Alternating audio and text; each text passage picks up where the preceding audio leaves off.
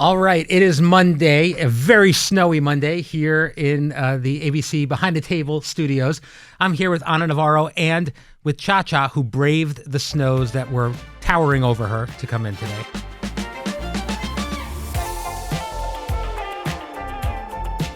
How are you guys doing?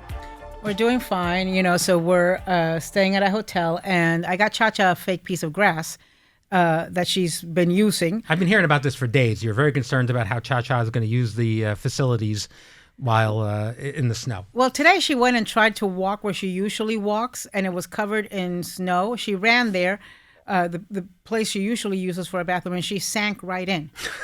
Because it's very fluffy snow, right? So she went, and it's like a foot of snow. So I had to pluck her out of the snow because she didn't know what to do with herself. Oh, that's hysterical. So I think we're done. But she was okay in the hotel? She was okay, and you know what? The snowstorm is a big deal, and it's going to cause a lot of damage, and it's going to affect the economy and all of those things. So many people are inconvenienced, and more by this snowstorm.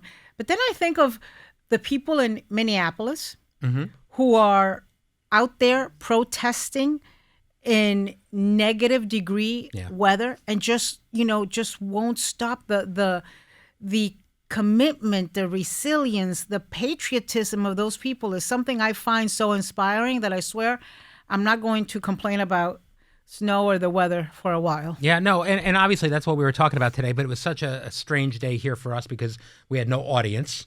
I don't know. You've done that a couple times here during COVID and things like that. Does that change the way you prepare or do anything? No, I mean, I do it on CNN all the time. Oh, that's right. So you're used to that. You're used to the lack of applause.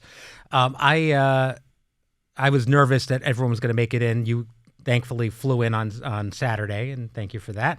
And then I got in on the last flight out of Miami. That every other flight afterwards was canceled. And Alyssa was at the hotel, and then Sarah and Sunny were almost at the hotel, but then weren't, and came in this morning, and Whoopi came in this morning. So I had my fingers crossed it was going to be. The ironic thing was that everybody was on time today. Yes. Just when there is no snow. Nobody's on time today. Right. Well, the roads were empty, if not clear. So, and we had a lot of staff that stayed over at hotels to make to get us ready for this. Luckily, we knew it was coming. So, and I'm glad. I'm glad you made that effort. We made that effort because we needed to be on today. Well, it was important.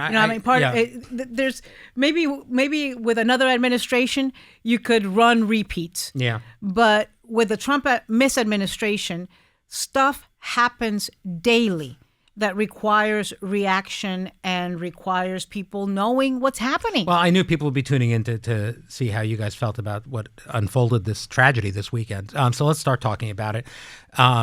Minneapolis and the fatal shooting of Alex Pretti by federal agents. Today you called out the government for lying to the American people. It's very hard to think otherwise when you see these comments coupled with the video. And you read aloud from the statement from his parents. Why was it important for you to do that? Because it hurts my heart to think about what these parents are going through, not just the death of their son, not just the murder of their son, but then hearing the government go out, the high government officials go out and call him a domestic terrorist, a man, Alex Pretti, who was a nurse, an ICU nurse at the Veterans Administration. There's video of him reading commendations to dead veterans, giving them their last honors. I mean, this looked like the kind of people we're seeing in Minneapolis, and the kind of person that Alex Pretti specifically looks like the kind of person that makes America great. The kind of person that loves their fellow human and their neighbor and their community so much that despite the freezing weathers, despite the risks, they go out there to try to protect their neighbors who are being assaulted and prosecuted and persecuted and chased like animals by these federal agents. And it's, I think this issue is so incredibly complex. But, one of the things that I've had to come to terms with, because it's so difficult for me to even understand, is that the U.S. government lies. This government has been lying about ICE from the get-go. They said they were going against the worst of the worst, that they were going to detain and deport rapists and murderers and the worst. They haven't. over 70% of the people they've detained and deported do not have serious criminal convictions. The people, the men they sent to El Salvador, to that hellhole prison, they said were gang members and murderers and rapists.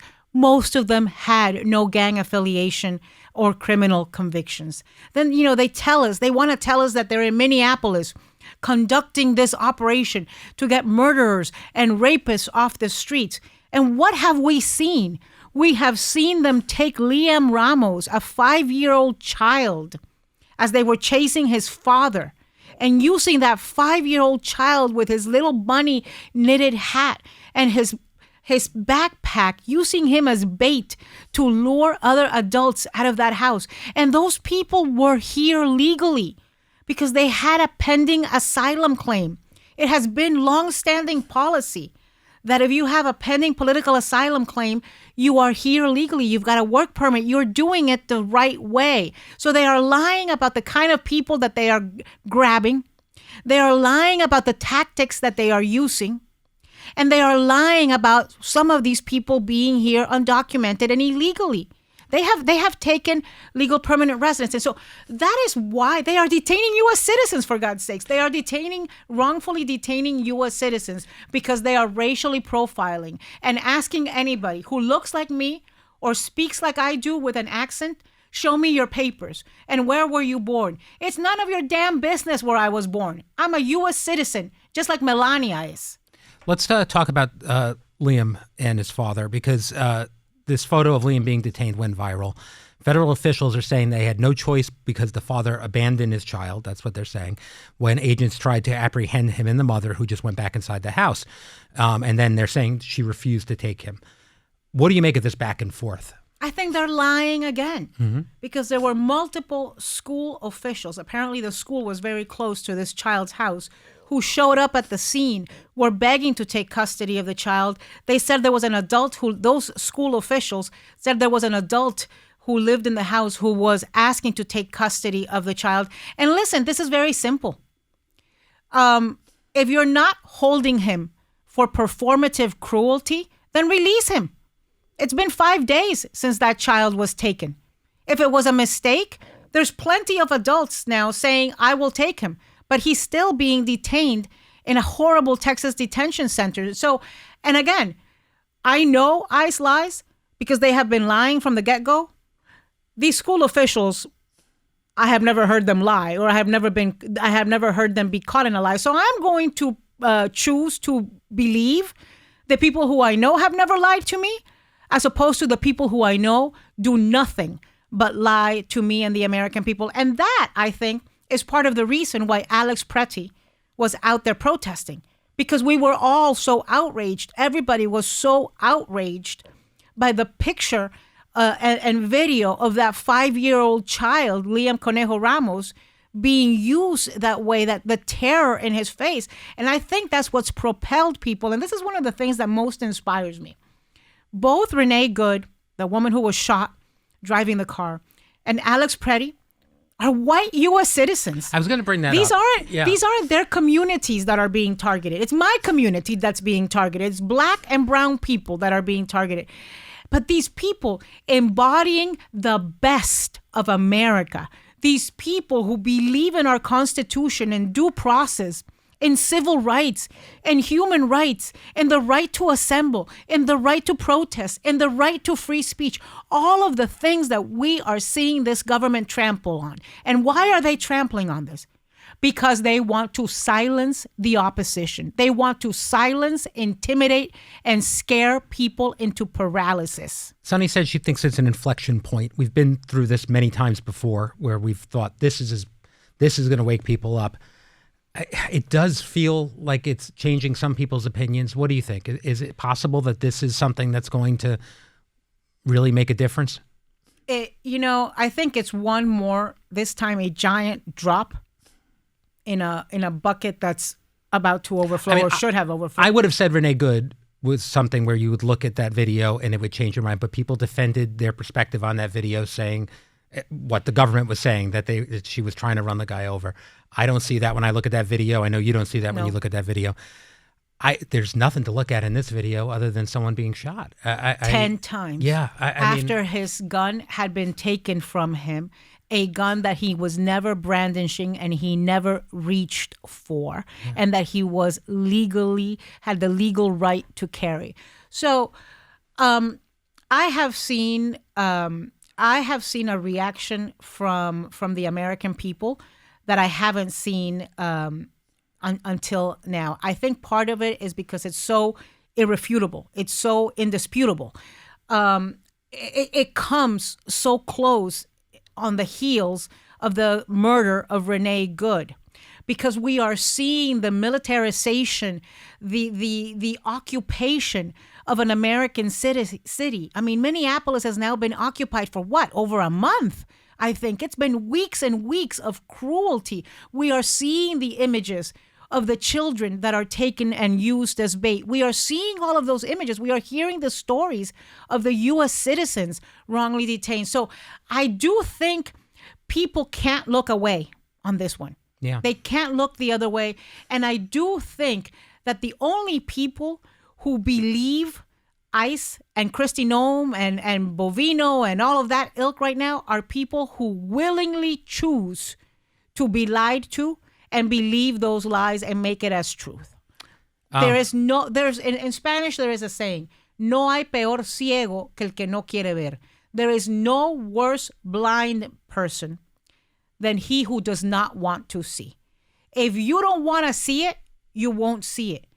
But my hope is that most Americans, including a lot of the people who voted for Trump, and like I said today, that you voted for him doesn't mean that you have to support him through everything. Right. And there needs to be a red line, a red moral line.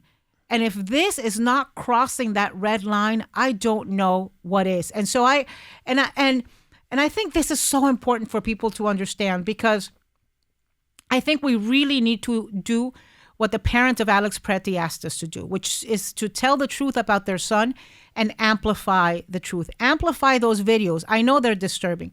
Even if you're a person who's never posted about politics before, even if you're a person who, a person with a big platform or a small platform who doesn't want the backlash and the cost that comes from being engaged in political posts. This is the time to do it. Do it for those parents. Do it for Alex Pretti. Do it for the Constitution. Do it for our country. It's funny because we generally don't show videos like that on the air if we can help it. And Whoopi in particular does not want to see victims, doesn't want us to show those videos usually. But it was so important to show it today because the video is an important record that just flies in the face of what we're being told. And there's so many law enforcement analysts who have, and you see have shown the video in slow motion, and you see frame breaking after it down. frame. Go look at those videos. If you have any doubt about what you're seeing, go look at those videos in slow motion, and you will see the guy being disarmed and people walking away with it, and also him never coming near his gun. You never, like his parents said, he had a phone in one hand, he had the hand lifted up the other hand. They pepper sprayed him. They shoved him to the ground. They hit him with a pepper spray can on his head. There were I don't know how many. I couldn't count. 6, 7, 8 agents on top of him, just pummeling him and holding him to the ground. And then after all of that, they shoot him? Yeah. 10 times? How can you possibly believe that this is anything other than a reckless killing by a lawless force that is emboldened and empowered by people like J.D. Vance and Stephen Miller saying that they have absolute immunity? You've got a bunch of untrained or hardly trained people who are trigger happy. Some of them are, folks that would have failed in practically any other endeavor but are getting paid big bonuses to join ICE and are being told that they can do anything they want because they have immunity. So what do you think is going to happen if after they kill one person, this government shuts down any type of independent, thorough investigation and tells the agents that they are the victims? Yeah. You know what's going to happen? It's going to happen again. And it's going to happen again. And so it's up to us as Americans to call our congresspeople, to call our senators, and to tell them that we demand a thorough investigation. They have oversight power over DHS and ICE. They run the purse strings for the DHS and ICE budget. They cannot abdicate their duty to provide oversight just because they are scared of Donald Trump. You know what they're scared of? They're scared of losing their seat. And so we, as voters, should make them scared that we will go out and vote and that they're going to lose their seats because the voters choose to kick them out. And we should kick them out if they're not willing to do their jobs. I want to change gears to another big story that we've been talking about last week, which now seems like so far away, but it's still important. It's the president's push for Greenland. Really, it's what everybody was talking about in his speech at the World Economic Forum in Davos, Switzerland. Where does it stand now, and what do you make of it all? I think we saw a madman, somebody that is, to me, looks clearly, emotionally, and mentally incapacitated or diminished, and is throwing a tantrum. Every time I look at him, like when he's demanding the Nobel Peace Prize, when he, makes Maria Corina Machado, the opposition leader of Venezuela, show up with carrying the Nobel Peace Prize. Every time I see this, I think about how sometimes elderly people, when their abilities and their capabilities are diminished, kind of regress into childhood. What I see is a child having a tantrum. I'm going to take Greenland because it's mine. I'm going to take it. It's mine. It's mine. It's mine. It's mine. And I just think of the harm that has been done to our alliances and our diplomatic relationships with our friends. He published private texts with Macron and with the head of Norway. I mean, that's like what Real Housewives do in a reunion. Show up with texts on their phones to show us. Even View hosts don't do that. I mean, he crapped all over the service and sacrifice of our NATO allies who fought alongside of us and died alongside of us. I mean, he basically said about the Brits, there were over 450 Brits who died. He had to walk that back, too. And he said, what did he say? He said, oh, they really didn't help that much. They weren't very close to they were in the back. They weren't very close to the front lines. You know who I saw pissed as hell about that and doing a video? I've never seen him post about politics. Rod Stewart. Huh. Rod Stewart, who is a knight, Sir Rod Stewart, I guess, and who served, was incensed about that. The Prime Minister of England was incensed about that. And again, he's using the stick of the tariffs, saying he's going to apply 100% tariffs on Canada because their Prime Minister stood up. But something also very important about Davos and what happened last week, I think it was an inflection point for the NATO members and the Europeans. For a year, Trump has been in office for a year. For a year, they have been kissing his ass and licking his boots. And they kind of said, okay, he's a child and he loves to be flattered, and maybe it's, maybe the flattery isn't merited or warranted, but who cares? Let's flatter him. Let's invite him to a royal state dinner with the king. Let's bring him gifts. Let's bring him trinkets. Zelensky, okay, put on a damn suit and go say thank you to him and so they were doing that, right? They were sucking up to him and flattering him and thinking, okay, if that's what it takes to deal with him, then we'll do it for the good of our countries. This last week changed that. They realized that flattering him and giving in to the bully only gets them more bullying. And that flattering him there is nothing that will ever satisfy his fragile insecurities and his, broken little ego. He must have had Joy would tell you he's had some sort of childhood wound. Oh, she has. Yeah. Trauma. Yeah. All right. So I'm going to switch to a semi-lighter note. Often you text me about things to watch and what is on TV and what you're watching and things like this. And I was entertained by the fact that you are a big fan of Landman. Love it. Which is terrific. It's a big show. People love it. I don't think it's something people imagine Anna Navarro watching necessarily. Why? Because all these Taylor Sheridan shows, kind of the the idea, I think, in the zeitgeist in the moment is that they are more red state shows. That is the stupidest thing I don't heard. disagree. And I remember there was a View host who used to say, "Oh, this." Did he do Yellowstone too? Yes. Okay. Who used to say, "Oh, this, only red states watch Yellowstone." That is the stupidest thing. It is people watch great writing, great shows, great cinematography, and those are that's the formula for these shows, right? They're in beautiful places. Well, Odessa may not be as beautiful as Montana was in Yellowstone, but they are really good stories. And he's a good writer. Yeah. Wonderfully cast. Yes. There's always like a sassy, tart mouth, a little bit dangerous woman cast, right? In Yellowstone, it was the daughter. Yes. Here, the wife she cracks me up. Well, so the reason do you watch it? I don't, but I've watched Yellowstone. Yellowstone's great, but the thing you that would love Landman. I'm sure I saw the episode when we had Billy Bob on. I saw the premiere and I enjoyed it. But the thing that made me laugh about it is because there's been all these news stories lately about The View being referenced in the show, and they make jokes at The View's expense, and every negative social media comment I get is now like quoting Landman, and that must burn you guys. And of course, you enjoyed it quite a bit. Oh my God, I thought it was absolutely hilarious. As the kids say, I LOL'd. I laughed out loud. First of all of those people tweeting about this and posting about this. Billy Bob rips The View. I'm like, Billy Bob didn't rip The View. Billy Bob was on The View. Billy Bob came to promote the show on The View. So, but honest to goodness, I just don't take myself and us that seriously. And I'll tell you this, most of those people posting about that reference to The View in Landman and it's your millionaires complaining about millionaires and Trump and or billionaires and Trump. They said we were funny, like a fart in church funny.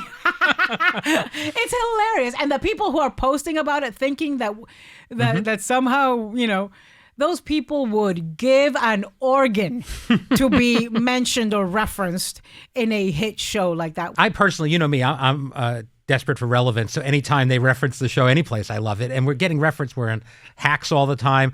I was watching the new Knives Out, and there's a reference to the main character being on The View as a guest recently. It's one of the things that I love about the show. Can we get on Landman? Can we do some sort of cameo on Landman? I mean, it would be funny if Billy Bob's father, Sam, played by Sam Elliott, who's friends with Whoopi. If there was actually footage of him watching us, that would be hilarious. Be pretty good. I mean, I think it's you know what? I'm going to see if I I don't know Taylor Sheridan, is that his name? I don't know him. But I think I can get to Andy Garcia through his brother, who's a friend. All right, I like that. Also, I want to talk to him about Godfather 3. All right, the Beckham family drama also continues to give us things to talk about here. At this moment, where do you stand? Are you Team Brooklyn or Team David Victoria? First of all, I want to thank the Beckhams for giving us something to focus on that is not the horrible stuff going on in America. Just the horrible stuff going on in their family. Well, it is. It's very sad. Relative. And it's been going on for a long time since this wedding from hell. And, look, I have a lot of friends who went to that wedding. I have a lot of friends people I know who worked at that wedding because they fired, I guess Nicola, whatever her name is, fired the wedding planners and the caterers. So they brought in caterers who've done work for me in my house at the last minute to swoop in and save the date. So that there was a bridezilla dynamic going on, and that this wedding was way off the rails before the actual wedding happened. Because and bridezillas happen. I mean, that's a thing. That's a thing. Listen, weddings can be very, very stressful. But let's talk about this 6-page diatribe that Brooklyn Beckham published in his Instagram stories. Okay, first of all, let's talk about some of the stuff in that diatribe, which the people I know who were at that wedding say is simply not true. One is about the wedding dress. They claim Brooklyn Beckham, and I think this thing was written by his wife. Brooklyn Beckham claims that his mother bailed on making his wife's bridal dress, wedding dress, in the 11th hour. That is not true. The stylist, the girl's stylist, said, and the girl herself said to Vogue magazine and said to other publications that they have been working with Valentino for over a year in the making of this beautiful wedding gown she wore, that she had gone to Italy twice for fittings, that the Valentino people had come to Florida twice. So I don't know how that can be 11th hour. And then there's this whole brouhaha over the romantic dance that Brooklyn claims Victoria hijacked and then danced inappropriately with him. Everybody I know who was there says that that is a lie, that is simply an made up exaggeration, fabrication. or nothing happened. No. Okay. What did happen? There was a band. There was a singer that had been brought in from South Africa. His name is Lolilio or something like that. A famous guy who's, of course, I don't know. That singer, that Nicola had danced with her father. Nicola had done her first dance with Brooklyn to this song by Elvis Presley, I Can't Help Falling in Love with You, sung by this South African singer. So Mark Anthony doesn't come on until well past 11 o'clock at night. Let me tell you, anybody who's gone to a Mark Anthony... We now know who your source is, but yes, go ahead. Anybody who's gone to a Mark Anthony concert... Yes. knows that Mark Anthony doesn't show up at 8 o'clock at night or 9 o'clock at night for his own concerts. Sure. Much less will he show up that. And by the way, he was doing it for free because they are very close. I will tell you this. I was at Mark Anthony's wedding. The Beckhams were all there. And when I say they travel as a wolf pack, they were there. The kids, little Harper was there. This must have been like 3 years ago, before this Brooklyn wedding. And they all dance together. They all hang together. What I have observed of them is that they are as tight-knit a family. And there were no video cameras there. We didn't even have phones that we could pull out, okay? This is how they interact with each other, what I have seen with my eyes. I think this girl, Nicola, is a billionaire's an old billionaire's young daughter who has been raised in a lot of privilege and being the center of attention and getting what she wants. And I think she was, I'll tell you what I think. I think she was hell-bent. Actually, no, I know she was hell-bent on there not being a mother-son dance. And so what upset her is not that Victoria hijacked anything. What upset her is not that Victoria danced inappropriately, which everybody who was there says did not happen. They say she put her hands around his neck, and they swayed to Mark Anthony's song, I Need to Know. I think what upset her is that she was hell-bent on there being no dance at all, and Mark Anthony called Brooklyn and Victoria on stage to dance, because in Latin weddings, that's what happens. In Latin weddings, there is always a dance between the mother and the son. And so Mark made it happen. But if you're going to be pissed at anybody, be pissed at Mark. Now, this is all, I have to say, this is all heartsay and speculation Not through for third me. parties, maybe some in-person gossip for Anna, but I can't speak to it.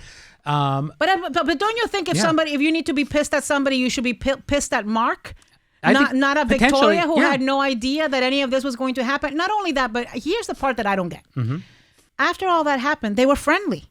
They were friendly for years. Like, Brooklyn and Nicola would show up at Victoria's events, at the Beckham events. They were all looking to be a big, happy family. They were hugging. They were dancing together. They were posing. They were doing all of this stuff. So I don't know what happened, but it reminds me of a boyfriend I had, my ex. Actually, not my... I had a boyfriend who used to say that whenever I got hysterical, I would get historical. And so something happened so that this couple, Brooklyn and Nicola, are dragging out stuff that happened back in the day. 3 years ago or whenever that Something was. triggered Also, it. remember, people forget this. Brooklyn Beckham was 23 years old when he got married. He was 21 years old when he got engaged and married into this family of with a lot of financial and legal power and wherewithal. So I think it's a complicated issue. I will tell you They were the loveliest people. David Beckham, I am not friends with them. I have met them. I have friends who are friends with them. I have been with them in different occasions. And every time I have had any interaction with David Beckham, he is one of the loveliest, most grounded, most accessible people I have ever dealt with at that level of fame. I'll tell you who else was like that was Tom Brady. Well, and they're friends. I'm going to ask you about Tom Brady in a second. I just want to point out that I want to make sure that we don't anger Victoria Beckham, because I am one Spice Girl away from being able to have had all the Spice Girls on The View. We are a baby Spice away from completing the Spice Girl punch card for The View, and that's what I'm waiting on during my tenure. I don't know if she was ever on the show, but who? Emma. Baby Spice. Yeah, okay. So that's the only one we haven't had since I thought you were talking about, what would be great if that they did right now? What? It's a Spice Girl reunion. One of the things that I love is that like a song that Victoria released like 20 some years ago is climbing in the charts.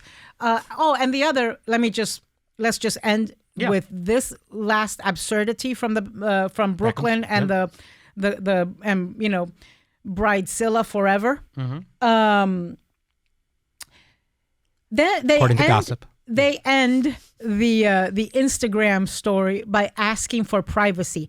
You just posted 6 pages. Yeah, that's always a move of drama, and then you ask for your privacy to be respected. That's always a move. And the sister of the guy this girl was dating before, Anwar Hadid, who I guess is the brother of those famous models. Some other sister said that this girl has always craved fame. She was wealthy, but she wasn't famous.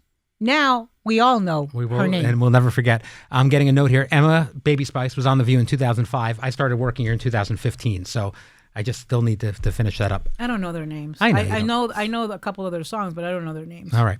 Before we go, last weekend when you weren't here in snowy New York, you went to the national championship at with the University of Miami, the U.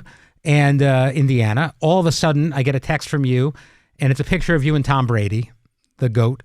Tell us how you got into the box with Tom Brady, please, and explain what you what you were texting me was, I've run out of things to talk to Tom Brady about. Give me more. Right. But tell me what. Well, he's wasted on you, by the way. He's lovely, by the way. He's such a nice guy. Such a nice guy. So I hate the Patriots, but I'd love to meet Tom Brady again. I got to. I went to this game. It was a really big deal for Al. I hadn't been to a football game in 20 years. I hadn't been to a football game since Prince sang in the halftime show, which I think was like 2007, also in Miami.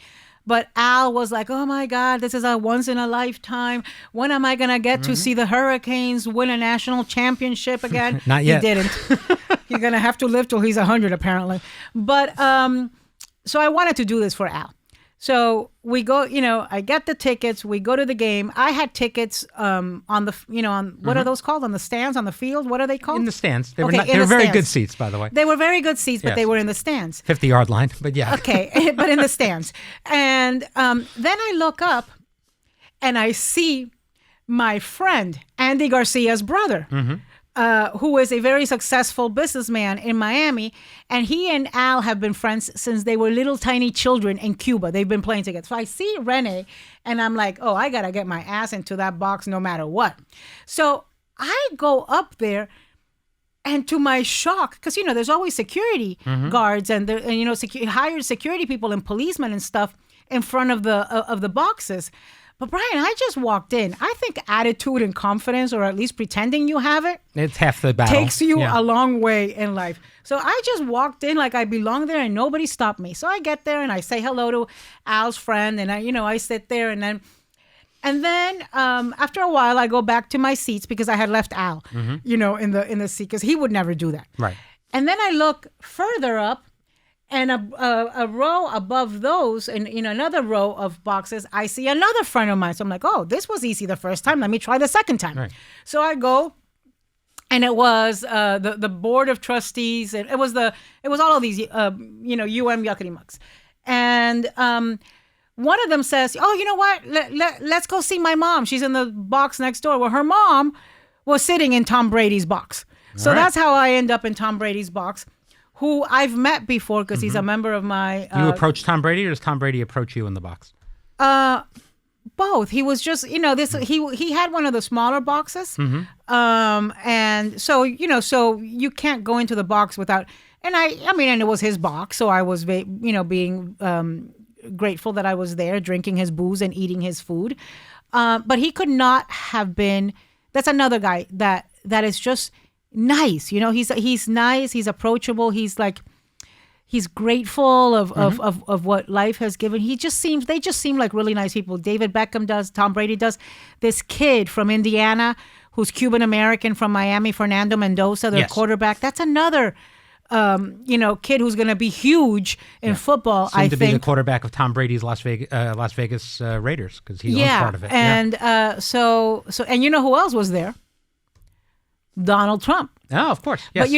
But actually, I'm surprised he wasn't in Tom Brady's box. They only showed him for like 2 seconds before the game while they were singing the national anthem. They when they were singing, when the national anthem was getting sung, they put the camera on Trump for seconds. I got to boo him loudly. It was very therapeutic and cathartic for me. I am now, willing to go to any sporting event that he shows up to just so that I can get to boo him. Sure. Ivanka was there wearing these crazy giant black glasses. Right. She looked like she'd had cataract surgery. It was like 8 p.m. at night. Hypothetical, because I thought about this when you were texting me that you were with Tom Brady. Tom Brady, friendly with the president, by all accounts.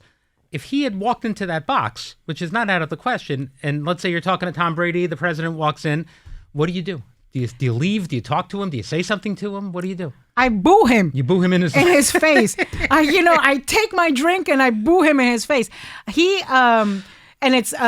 So I just read that he said he's not going to the Super Bowl because he hates Bad Bunny. So if I needed another reason to love Bad Bunny, he hates Bad Bunny and he hates Green Day. Yes, he does hate Green Day. I know that. But they're American. They wrote the play and song "American Idiot," which is about, I believe, the Bush administration. Oh my gosh! So you mean on top of the NFL and Jay-Z booking Bad Bunny, who he hates, then they put the cherry on top with Green Day? Yeah, I'm gonna be watching the Super Bowl for the halftime show. Well, there you go. All right. That's all the time we have for today. We went over 30 minutes today. Tomorrow, thank you for joining me, Anna, and thank you for braving the weather. Tomorrow, I'll be here with Alyssa after our interview with Pennsylvania Governor Josh Shapiro, which you'll be sticking around for too, Anna. And we'll see you then.